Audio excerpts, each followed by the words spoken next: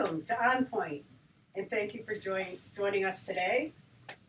We're having a conversation today about the African American experience in the Salvation Army, and we hope to take you on a very exciting journey of discovery. Today, we have with us a wonderful group of members of the Salvation Army who will be sharing their experiences with you. And at this time, I will have them each introduce themselves.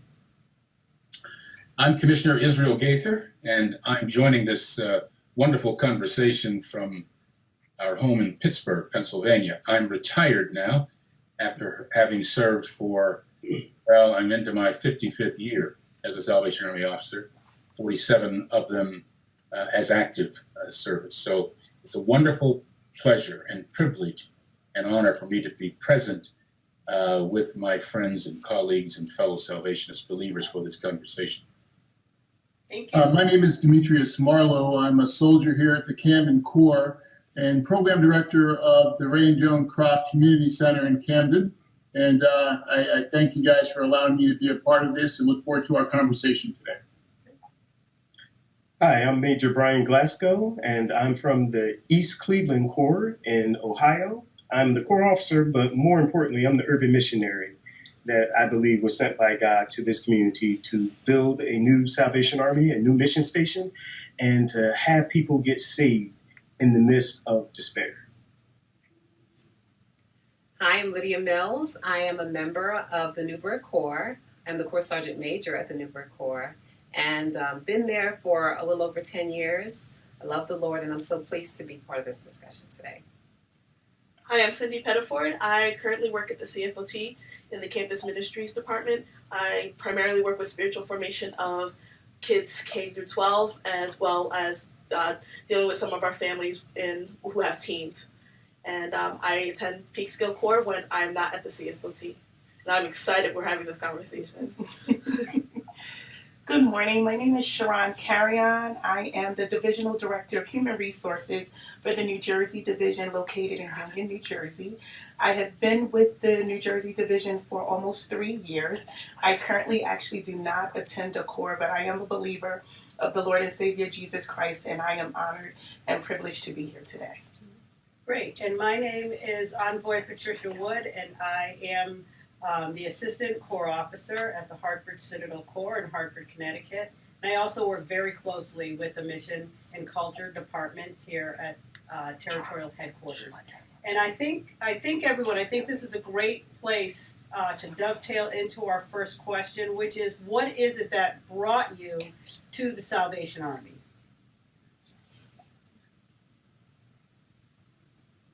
Well, I'll start. My mother was a Salvationist in her home country of Costa Rica. And when she moved here in the late 60s, she made her home corps in New York City, Harlem Temple Corps. And so I was born into Harlem Temple Corps, brought up in that corps. So that was the beginning for me and my family in New York. Great. Well, I will speak for myself. I'm not as I stated previously, a corps member. However, I had been praying to God for some time. At the time, I had a 1-year-old and a 2-year-old, and I was really looking for a place that I could call home, a place where I could grow, and a place that would allow me work-life balance. And I had been working in Harlem for some time and commuting back and forth to New Jersey. And at that time, I constantly kept praying, and this position opened up where HR is my passion and my vocation. However, making sure that I can stay in relationship with God was something that was really important to me. And so when the door opened, I just knew then that it was a sign from God that this is where I needed to be. And since then, with almost 3 years, I've been able to cultivate relationships as well as that work-life balance that I had prayed for. Great. Well, I actually came to the Salvation Army through an open air meeting, actually. Sitting out on a stoop in Camden, New Jersey, we saw some young ladies walking by. We asked them where they were going. They said to the south. And so we followed, as we would. There was a phenomenal young lady by the name of, well, I won't say her name, but she was the assistant corps officer there. She was a Black British woman, and her and her fiance, who was a cadet, were doing a open air and invited us to worship the next day. And that was my introduction to the Salvation Army. So I came to the Army in a roundabout way.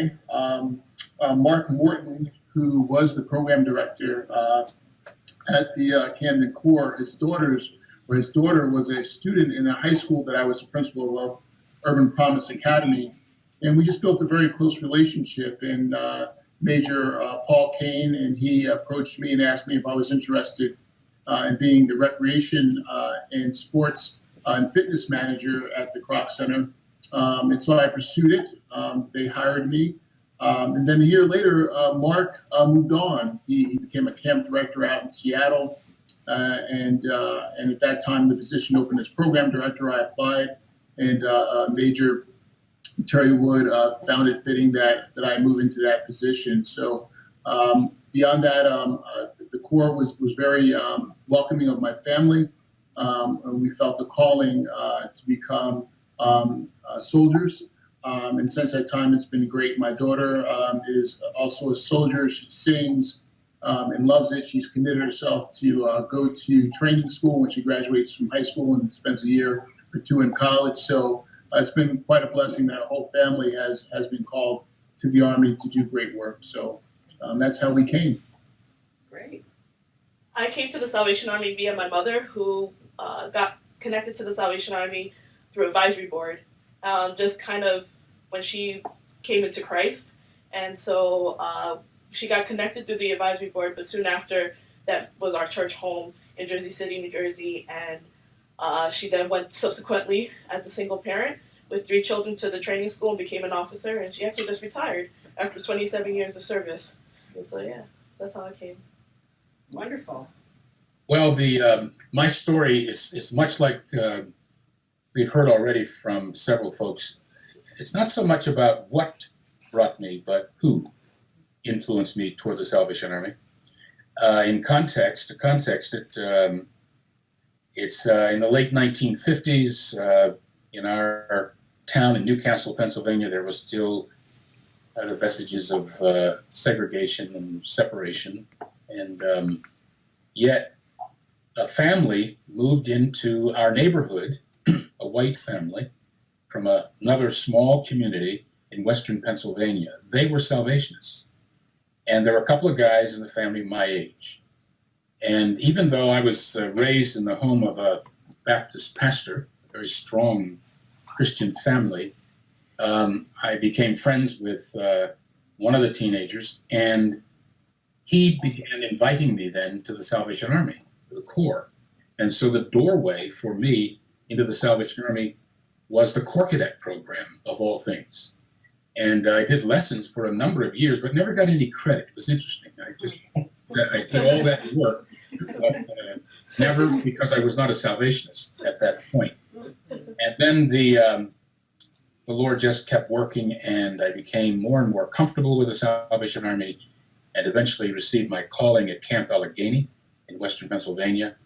And the rest is a lot of history. Wonderful.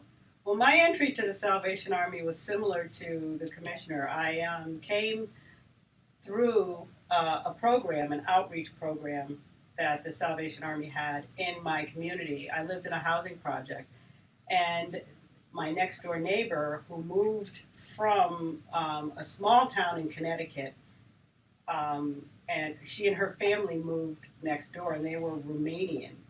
And they were involved in the Salvation Army in that small town of Willimantic, Connecticut.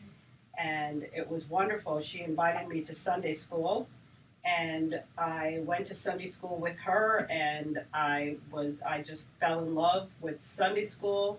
I brought my mom, who started through the Women's Ministries Home League program. And so my entire family is first generation Salvationist, and I've been there ever since. So it's nice to hear all of the different entry points to the Salvation Army and how easy it is for us to really get into the Salvation Army and get involved. But having said that, can we share a little bit, some of us share a little bit about your journey as you've, from the time that you arrived at the Salvation Army to where you are now?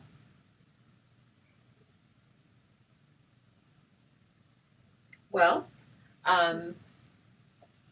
my experience was, as I mentioned, as a child, I grew up there. So all of the programs, the Sunbeam program, the Corps Cadet program, the junior band, singing company, we didn't call it singing company at the time, but our lives revolved around the church.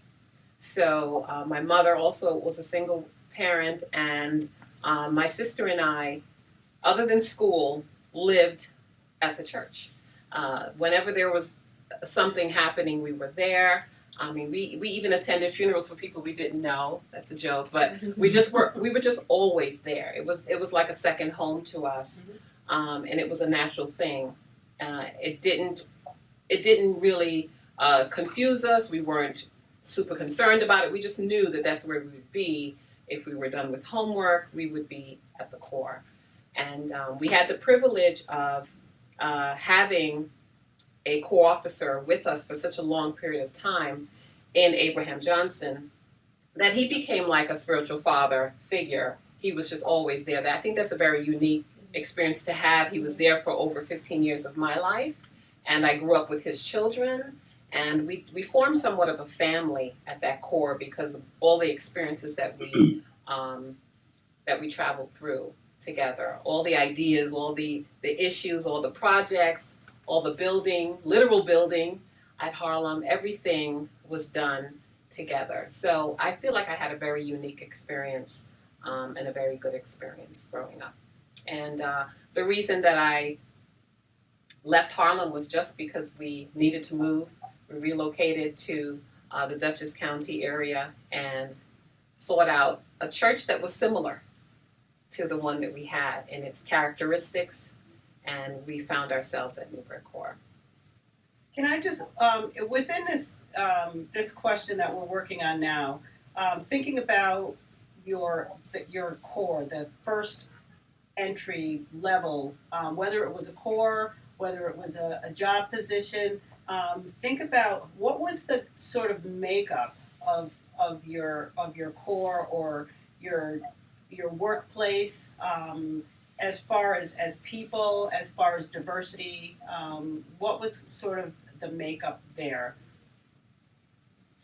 I would say from my experience, coming from Jersey City for a very brief time because my mom was in the Salvation Army for a couple of years before actually entering to training. So I was younger, but then going to Suffern, and Suffern looks very different now than it did 20 some odd years ago. And being, my mom being a person of color, a single parent with 3 children, my brother and I going through the cadet experience with my mom, we were the only darker skinned people in school. There weren't a ton, especially my mom's first year, of diversity. So that was a real shock coming from some place like Jersey City, where our first officers were Ray and Sandy Jackson, who are black and white, and then the Chavezes, who were Mexican and black, and then coming to the CFO, well, at that time was the SFOT, and kind of like, what is this? You know, we were in suburbia for the first time.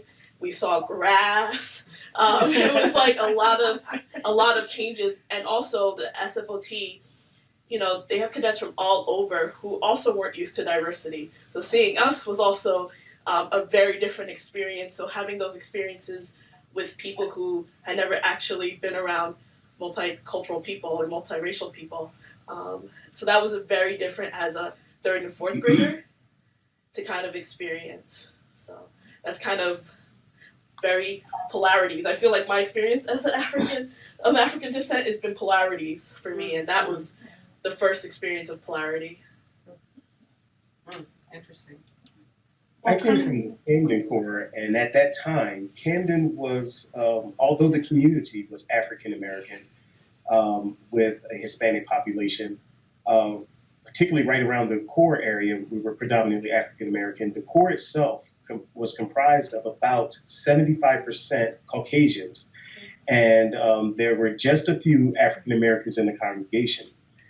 I do recall going to FET in New York, and we saw New Sounds for Christ sing at FET.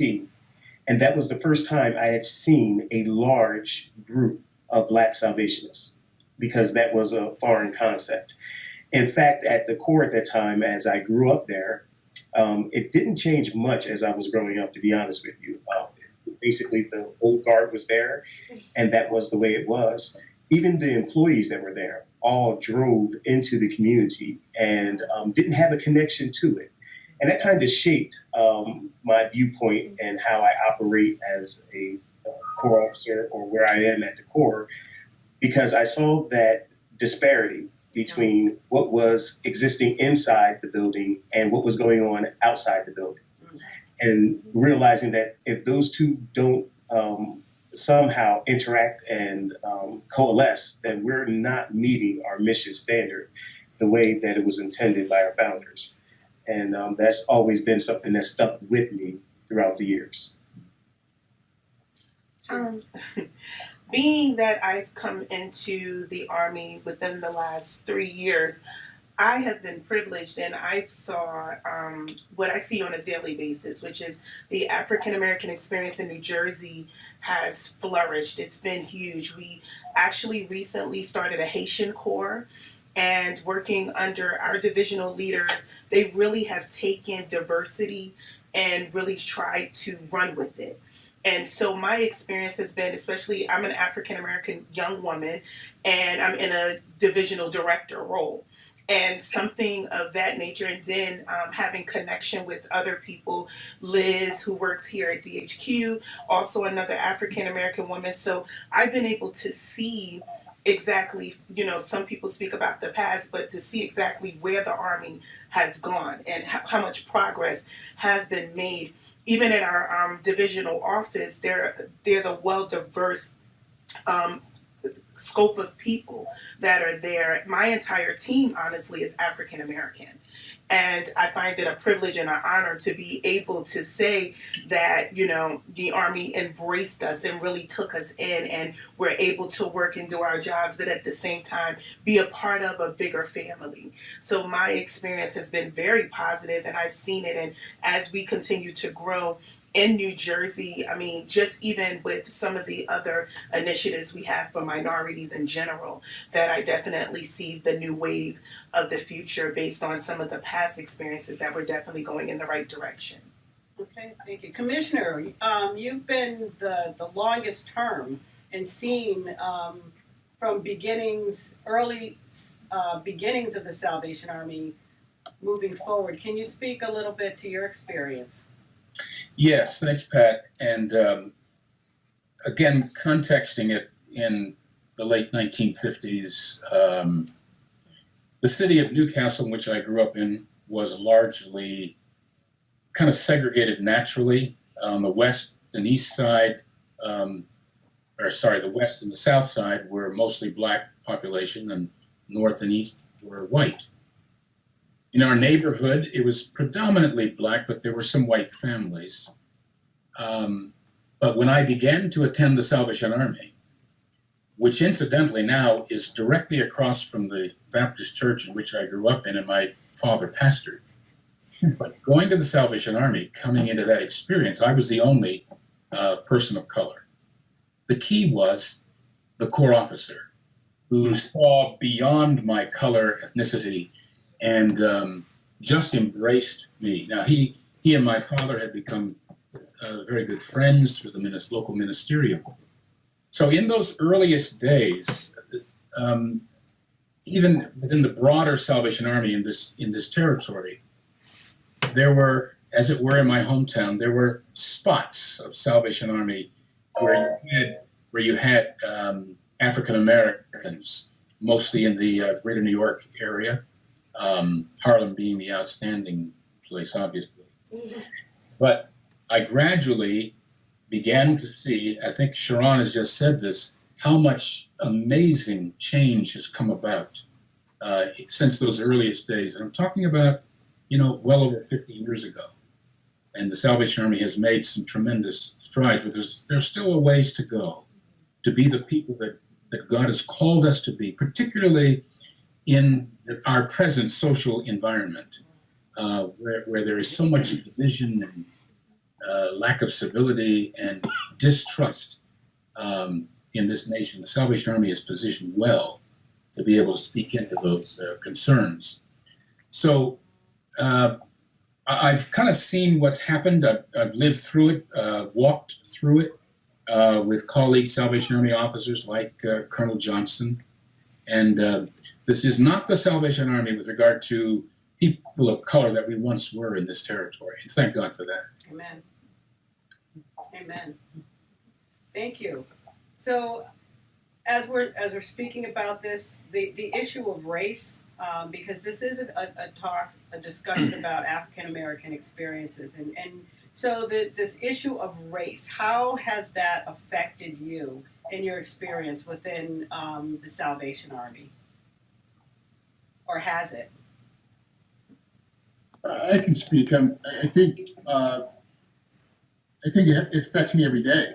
I mean, I can't escape that I'm African American, so it affects me every day to the degree that I have what I would say a double consciousness about it. When am I Black? When am I American? When am I a Salvationist? I mean, I don't know that I can escape being my whole self. So it affects me every day. And so for me, it's having a perspective of what the call is, that there are individuals who look like me. There are individuals who may have shared the same experiences as me. And so I'm called to be sensitive to where they're at and what they're experiencing. And so I have a testimony that can reach them because I look like them and I experience things that they've experienced. But it also affects me in another way because there are individuals that I work with or I engage with here in the Kroc Center that don't look like me and have not had the same experiences. And sometimes I have to give perspective to something that they may not see or something they may not feel, but also be open to their perspective and into their testimonies and seeing that they may be making decisions, they may be having a perspective that is just blind to me that I may have not even considered because I haven't lived where they've lived and I haven't had the same experiences. So race becomes a factor in just how I address how I am, my being here at the Kroc Center. But it's a weight sometimes that I think about, like, why do I have to carry this double consciousness? Right? So you think about, like, why is it that I have to always think about my Blackness or my position or anything? Why do I always have to have this double consciousness? But I think we all have it. If we're going to be multicultural in our mission, then it's just part of who we are. It's part of what the call is. And I think it's a good thing. It gives us more sensitivity. He came to save the whole world, not just the Black folk. Right.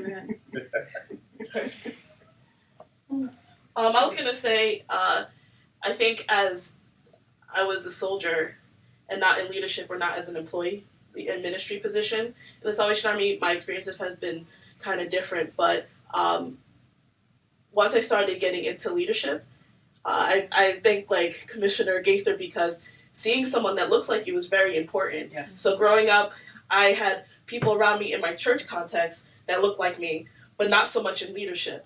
Mm-hmm. So when I started becoming into leadership as a youth pastor, it was like, okay, who looks like me that does it? And it's really important just as self-identifying that I could do it.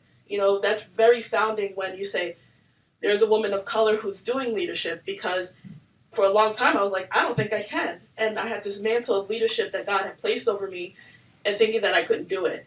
And so seeing people that look like me is very important. How they walk that out was very important. It started shaping like, okay, she's doing it, I can. Of course, God's word alone is enough, but when you're growing up in that context, especially when everyone around you in a church context totally looked like you, very similar experiences, but then as I got into leadership, that was a harder go, and I've been in leadership in the heart of New York City, which I'm very comfortable with, and the cornfields of Ohio, Elyria, Ohio, and how I operated and moved within the hyphen, because not only am I African American, I'm Puerto Rican. So this Hispanic New Yorker going to the cornfields of Ohio. There was a lot of questions, still a lot of things that I experienced in leadership as a youth pastor there that I didn't necessarily experience in New York. I was always identified very overtly by my color all the time, whereas in New York you kind of move with it and you identify with it. There was a lot of times the color girl's not going to read scripture in service, and I was like, they're talking about me, like, just not even, because I wasn't used to it, because I was predominantly in a lot of multicultural areas. So as I've gotten into leadership, I think that's where I've seen a lot of me identifying as multiracial, more of, I don't want to say an issue, but things I had to really wrestle with as I've gotten into leadership.